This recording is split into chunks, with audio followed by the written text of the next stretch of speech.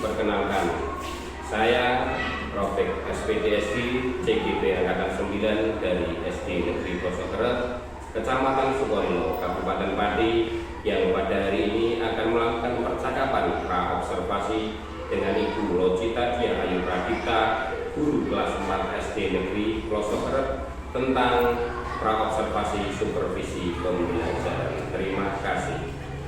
Selamat pagi Bu Gita. Bagaimana kabarnya Bu Gita pada pagi hari ini?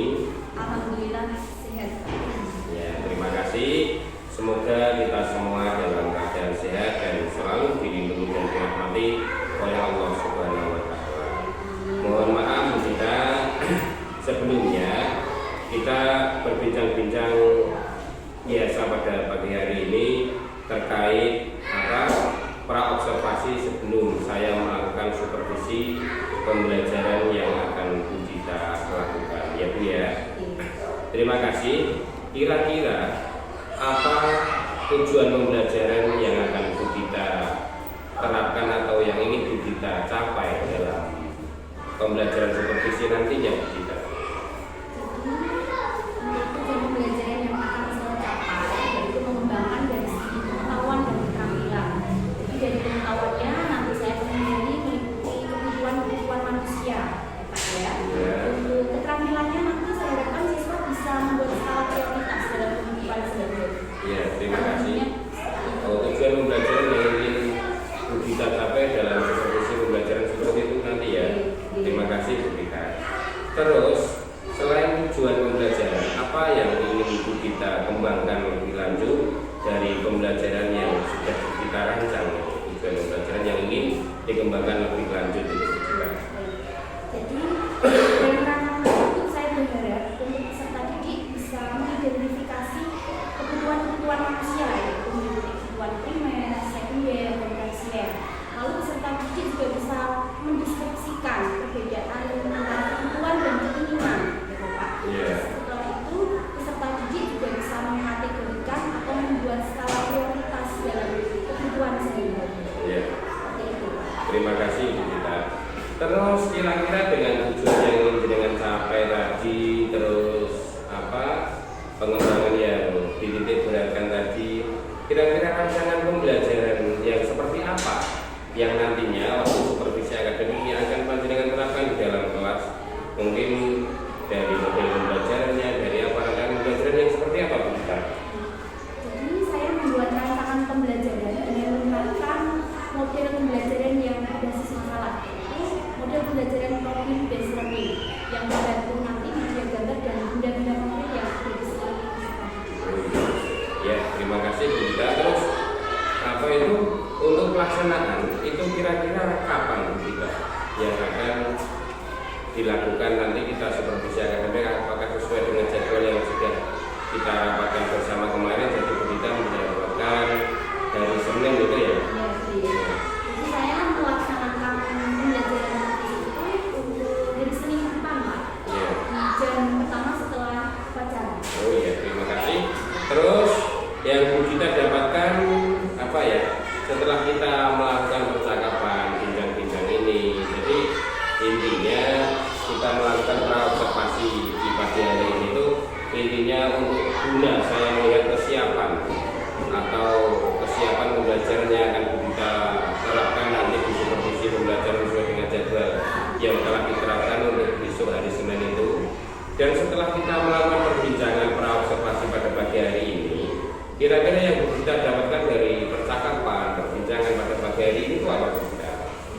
Dari pra-observasi yang sudah kita bicarakan saat ini ya Pak, yang saya dengarkan yaitu kemampuan awak guru untuk merancang proses pembelajaran supaya menjadi pembelajaran yang bermakna dan pembelajaran yang berbaik untuk siswa. Tidak hanya kita, guru juga bisa mengevaluasi tentang rancangan pembelajaran yang sudah saya terapkan. Terima kasih Bu Gita. Itu observasi percakapan yang kita lakukan pada pagi hari ini, yang intinya sebelum melakukan supervisi akademik saya di Senin nanti dan hari-hari berikutnya kepada Bapak Ibu guru yang lain, kita melakukan pra-observasi seperti ini. Gunanya saya mengetahui sampai mana kesiapan, persiapan dari Bapak Ibu guru dalam hari ini panjenengan Ibu Locita Dia Ayu Pradipta untuk kesiapan materi, program pembelajaran yang akan panjenengan terapkan. Jadi terima kasih atas waktunya pada pagi hari ini. Mudah-mudahan apa yang kita bicarakan ini bermanfaat dan bermakna untuk kemajuan pendidikan terutama di SD Negeri Rosokret tercinta kita ini. Terima kasih Bu Buka. Assalamualaikum warahmatullahi wabarakatuh. Assalamualaikum warahmatullahi wabarakatuh.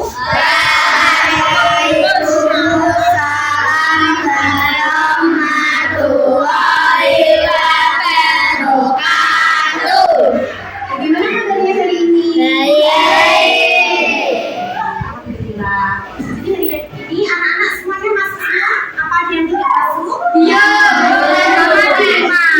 Dimas sama Dimas kenapa tidak masuk? Dimas sakit. Oh, Dimas sakit. Kalau Dio kenapa? Iya. Kalau Dimas nanti kita sakit, mari kita doakan semoga Dimas segera lekas sembuh. Ya. Untuk memulai pembelajaran hari ini, kita berdoa terlebih dahulu. Ya. Siapa yang ingin menyiapkan hari ini? Jadi, silakan Mas Galin menyiapkan pembelajaran. Enggak, berdoa mulai.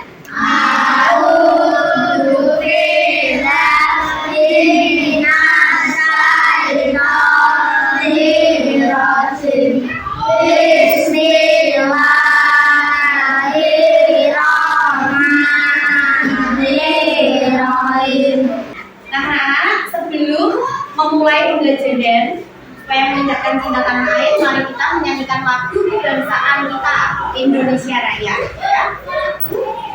Oke. Indonesia tanah airku, tanah tumpah darahku, di sana aku berdiri.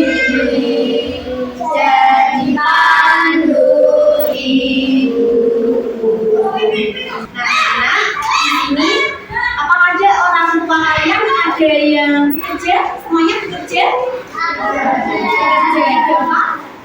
Orang tuanya kerjanya apa? Anak-anak, apakah setiap pagi harinya orang tua kalian bekerja? Bekerja. Ya. Orang tua kalian kerjaannya apa? Mengapa setiap hari orang tua kalian harus bekerja? Anak, siapa yang tahu kenapa orang tua kalian setiap harinya bekerja? Betul sekali, karena untuk kebutuhan keluarga. Ya. Jadi anak-anak semuanya punya apa? Punya kebutuhan semuanya? Iya. Nah, hari ini anak-anak kita semua akan belajar tentang kebutuhan manusia. Ya.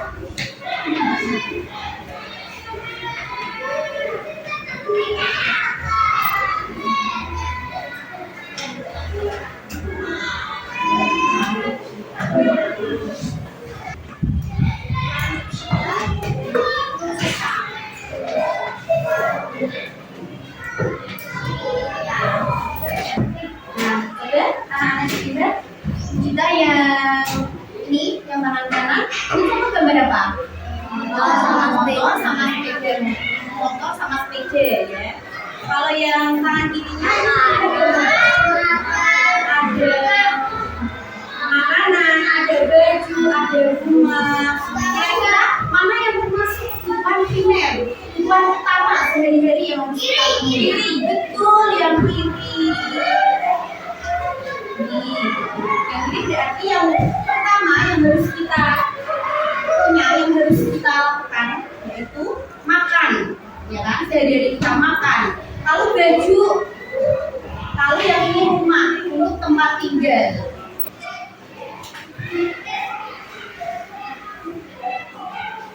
Sekarang anak-anak membentuk kelompok ya seperti biasanya untuk mengerjakan LKPD. Ini kelompok 1, yang ini kelompok 2, yang Mas Dava sama Mas Tama nanti gabung sama Janet sama Ayu di sini, ya. Jadi kelompok 1, 2, 3, 4, 5, ada 5 kelompok nanti. Sini.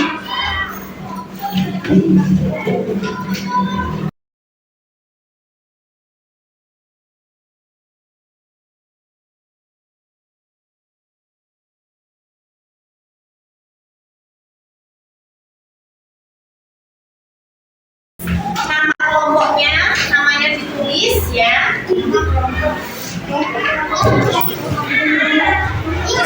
sini loh. Di sini. Ini namanya nanti kamu ini minum air dilupis. Jadi kan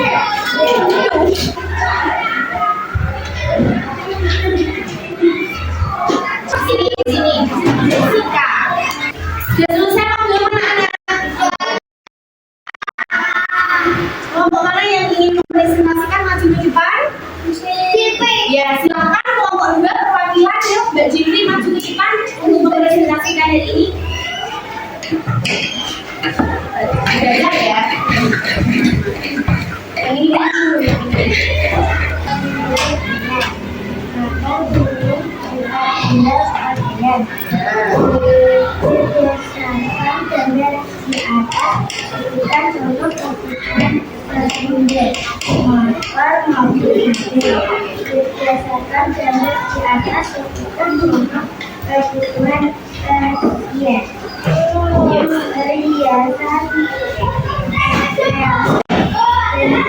bagus, beri tepuk tangan untuk Mbak Jimli.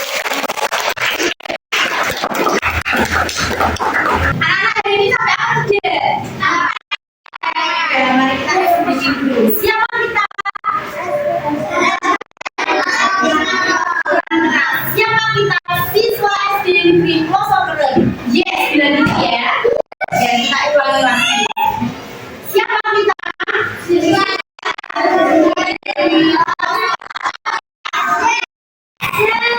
mari dari SD kita yang tepuk 1 bagaimana? Tepuk 1, tepuk 2, tepuk 3, tepuk 4. Nah, hari ini kita sudah belajar tentang apa saja? Tentang kebutuhan manusia. Jadi, kebutuhan manusia itu dibagi menjadi berapa tadi? 3. Ada berapa? Ada 3. 3 itu apa saja? Siapa yang berani? Silakan. Kebutuhan primer, kebutuhan sekunder, dan kebutuhan tersier. Bagus sekali dari kebutuhan primer, sekunder, dan tersier. Tadi yang kebutuhan primer yaitu kebutuhan utama, kebutuhan yang harus kita cukupi. Kebutuhan sehari-hari. Contohnya apa? Siapa yang berani memberikan contoh dari makan? Selain makan tadi apa? Ya, minum. Betul, makan minum. Lalu ada kebutuhan sekunder. Contoh kebutuhan sekunder itu apa tadi? Mobil, jadi kebutuhan sekunder itu kebutuhan setelah kebutuhan primer tercukupi. Makanya ada kebutuhan sekunder setelah kebutuhan primer tercukupi. Contohnya motor, ada mobil, sepeda. Untuk mengakhiri pembelajaran hari ini, kita mengucapkan hamdalah bersama-sama. Alhamdulillah. Semoga pembelajaran hari ini bermanfaat untuk kita semua. Yang dari kita akhir kalam ya. Wassalamualaikum warahmatullahi wabarakatuh. Assalamualaikum warahmatullahi wabarakatuh. Bertemu kembali dengan saya Rofik, CGP Angkatan 9 Kabupaten Pati dari SD Negeri Pelosok.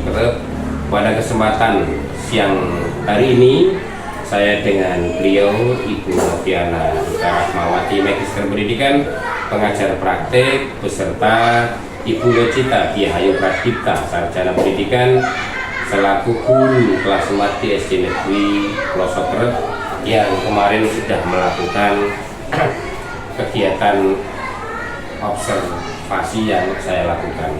Selamat siang Bu Dita, mohon maaf sudah mengganggu waktunya. Jadi kita sudah sampai di pasca observasi Bu Dita. Jadi yang pertama tanggal 13 Februari 2024 itu kita melakukan percakapan praobservasi ya waktu itu. Terus di tanggal 19 Februari hari Senin saya melakukan observasi terhadap panjenengan di ruang kelas 4 terhadap pembelajaran yang Bu Dita lakukan. Itu setelah saya melakukan observasi itu, coba refleksikan apa yang Bu Dita alami di dalam proses pembelajaran pada hari Senin waktu itu. Silakan Bu Dita. Terima kasih atas waktunya Kak. Jadi waktu itu dalam kelas 4 saya mengajar IPAS, materinya IPAS dengan model pembelajaran problem based learning. Dengan materi kebutuhan manusia. Jadi waktu itu saya menjelaskan kebutuhan manusia, saya menggunakan media gambar serta benda konkret yang ada di sekeliling siswa. Kemarin saya menggunakan HP, terus kemarin juga saya menggunakan perhiasan contohnya. Jadi yang berkaitan dengan kebutuhan yang ada sehari-hari, yang berkaitan dengan kebutuhan sehari-hari itu. Jadi kemarin juga ketika saya mengajar waktu membagikan LKPD, kemarin juga cenderung siswa yang bisa itu cenderung aktif, yang tidak bisa itu ya hanya sekedar mengikut temannya. Oh gitu ya Bu Dita ya. Jadi kenapa kok ya Bu ya, anak-anak yang cenderung aktif itu anak-anak yang pintar dalam hal ini pengetahuannya kan. Jadi kenapa kok itu bisa terjadi ya? Rata-rata kok yang dalam pembelajaran yang saya amati itu anak-anak yang lebih pintar itu menurut panjenengan tadi lebih aktif, yang kurang itu ngikuti temannya tinggal gitu aja ya. Kenapa itu kok bisa terjadi seperti itu kita ya? Ya mungkin gimana ya Pak? Mungkin yang anak pintar ini langsung cara bahasa Jawa langsung nyandak gitu loh ya. Ketika saya menggunakan media kemarin gambar. Kemarin saya juga menunjukkan contohnya gambar rumah, gambar makanan, terus gambar seperti contoh kebutuhan tersier itu seperti ada motor, mobil gitu. Iya. Jadi yang anak pintar ini cenderung ya ini. Oh gitu ya Bu. Iya. Jadi terus bagaimana kiat-kiat atau rencana Bu Dita ke depannya supaya tidak hanya monoton anak-anak yang pintar dalam pengetahuan saja, yang aktif dalam pembelajaran. Jadi bagaimana kiat-kiat Bu Dita supaya ke depan anak-anak yang pas-pasan atau bahkan kurang dalam hal pengetahuan itu bisa mengikuti pembelajaran, bisa aktif dalam pembelajaran, bisa mengikuti semua rangkaian pembelajaran. Kira-kira kiat-kiat apa yang akan Bu Dita lakukan ke depannya dalam pembelajaran tersebut? Jadi mungkin kiat-kiat yang akan saya terapkan ke depannya yaitu mungkin saya bisa mau atau belajar tentang menggunakan teknologi ya. Seperti mungkin saya bisa menggunakan video, terus juga saya ingin meningkatkan keterampilan supaya menyapa atau gimana ya, membuat siswa yang tidak aktif itu menjadi aktif dengan mungkin saya sering mengajak bicara gitu. Jadi mungkin siswanya itu lebih tertarik dengan pembelajaran lagi. Itu ya Bu Dita ya. Ya. Satu cara yang Bu Dita sampaikan membuat pembelajaran yang lebih berkreatif.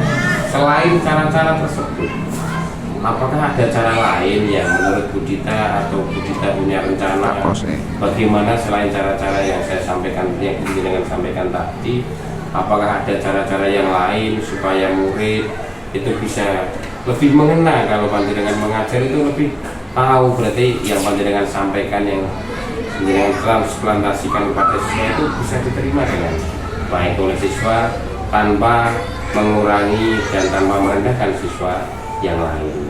Mungkin ada cara yang lain Bu Dita? Untuk kedepannya mungkin guru bisa membagi kelompok ya Pak ya. Jadi nanti setiap kelompoknya tidak hanya anak itu saja, nanti biar guru dibagi. Jadi di sini ada anak pintar, biar si anak pintar ini bisa bisa membimbing ya, bisa membimbing teman-temannya. Kurangnya seperti itu. Selain yang diutarakan pertama, kedua dengan menggunakan teknologi, dengan menggunakan peran kelompok, jadi intinya supaya kelompok jadi aktif semuanya, gitu nggak? Nah selain itu supaya anak-anak tidak jenuh, jadi apa yang akan kita lakukan? Kalau kemarin waktu saya observasi itu kan di dalam pembelajaran itu. Jadi supaya anak-anak tidak jenuh, kira-kira kita akan memberikan apa di dalam pembelajaran itu? Jadi, supaya anak-anak tidak jenuh, mungkin saya bisa menerapkan ice breaking ketika pembelajaran. Di sela-sela pembelajaran, supaya anak tidak bosan ketika di dalam kelas.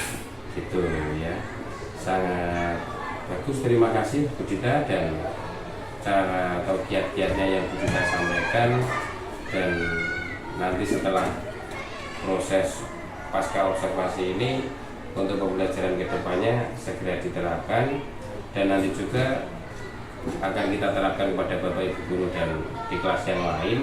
Dan nanti kalau Bapak dan Ibu guru yang lain merasa kesulitan, jadi nanti bisa kita diskusikan secara bersama. Terima kasih atas waktunya Bu Dita, dan mohon maaf sudah mengganggu di jadwalnya, dan itu yang dapat saya sampaikan. Kurang lebihnya mohon maaf. Wassalamualaikum warahmatullahi wabarakatuh.